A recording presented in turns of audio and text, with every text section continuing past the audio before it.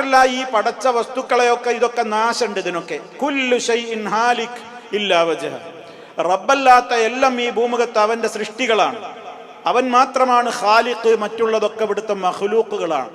മഖ്ലൂക്കുകൾക്കൊരു പ്രത്യേകതയുണ്ട്, ഖാലിഖിനൊരു പ്രത്യേകതയുണ്ട്. ഖാലിഖിന്റെ പ്രത്യേകത, ഖാലിഖ് നശിക്കൂല, മഖ്ലൂക്ക് മുഴുവനും നശിക്കും. എല്ലാം നശിക്കും. കുല്ലു ഷൈഇൻ ഹാലികുൻ, എല്ലാം നശിക്കാനുള്ളതാണ്. കുല്ലു മൻ അലൈഹാ ഫാൻ വയബ്ഖാ വജ്ഹു റബ്ബിക ദുൽ ജലാലി വൽ ഇക്റാം. സൂറത്തുർ റഹ്മാനിലും അല്ലാഹു പറയുന്നു, എല്ലാം നശിക്കാനുള്ളതാണ്. ഭൂമുഖത്തുള്ളത് മുഴുവനും ഫാനിൻ, അത് നശിച്ചു പോകുന്നതാണ്. ബാക്കിയാകുന്നത് നിന്റെ നാഥൻ മാത്രമാണ്. അങ്ങനെ നശിച്ചു പോകുന്നവയെ വീണ്ടും പൂർവ്വസ്ഥിതിയിലേക്ക് മടക്കി കൊണ്ടുവരുന്നവനുമാണ് അല്ലാഹു. അതൊക്കെയാണ് അള്ളാന്റെ പ്രത്യേകതകൾ. അത് ആർക്കായാലും ഇടപെടാൻ പറ്റുക. നമ്മൾ ബുറൂജ് സൂറത്തിൽ നമ്മൾ പറയുന്നില്ലേ, ഇന്നഹു ഹുവ യുബ്ദിഉ വയുഈദ്, അവനാണ് തുടങ്ങുന്നവൻ, അവനാണ് മടക്കി കൊണ്ടുവരുന്നവൻ. കണ്ടോ, സൃഷ്ടിപ്പിനെ തുടങ്ങുന്നവനാണവൻ, വീണ്ടും അതിനെ നഷ്ടത്തിന്റെ ശേഷം അതിനെ മടക്കി കൊണ്ടുവരുന്നവനാണവൻ. ഇന്നഹു ഹുവ യുബ്ദിഉ വയുഈദ്. അതവിടെ അല്ലാഹു ചോദിക്കുന്നത്, അമ്മൻ യബ്ദഉൽ ഖൽഖ, സൃഷ്ടിപ്പിന് തുടക്കം കുറിച്ചവൻ ആരാണ്?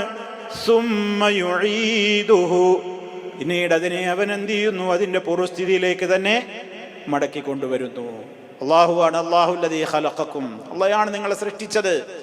പിന്നെ അവൻ നിങ്ങളെ ജീവിപ്പിച്ചു, നിങ്ങളെ മരിപ്പിക്കുന്നു. നിങ്ങളെ മരിപ്പിക്കുന്നതിന് ശേഷം വീണ്ടും അവൻ എന്ത് ചെയ്യാണ്?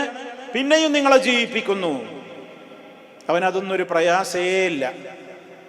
എങ്ങനെയാണോ ആദ്യം സൃഷ്ടിച്ചത് അതിലേക്ക്, അവ്വല ഖൽഖിൻ, ആദ്യത്തെ സൃഷ്ടിപ്പ് എങ്ങനെയാണോ അതിലേക്ക് തന്നെ അവനെ ഇങ്ങോട്ട് തിരിച്ചു കൊണ്ടുവരും. എവിടുന്നായി കൊണ്ടുവരുന്നത്? എങ്ങനെയാ കൊണ്ടുവരുന്നത്? ആരെ കൊണ്ടാ സാധിക്കൂല.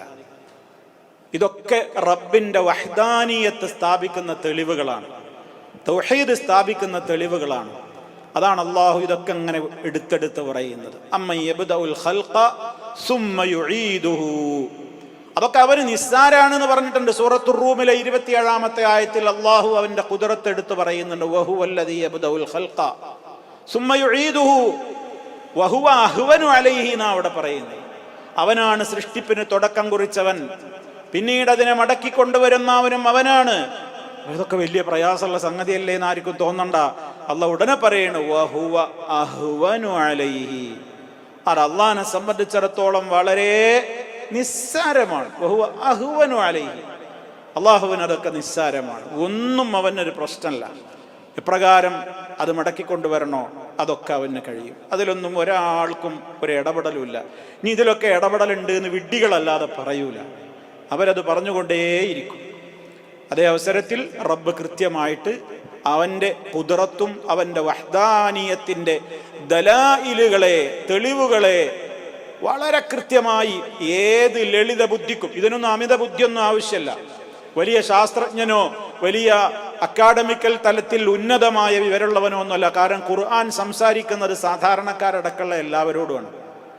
എല്ലാവർക്കും മനസ്സിലാവുന്ന കാര്യമാണ് ഖുർആൻ ചോദിക്കുന്നത്. തൗഹീദിന്റെ ഒക്കെ കാര്യം പ്രത്യേകിച്ച്, കാരണം ഏത് മനുഷ്യനും മനസ്സിലാകണം, ആ നിലക്കുള്ള തെളിവുകളാണ് ചോദിച്ചിട്ടുള്ളത്.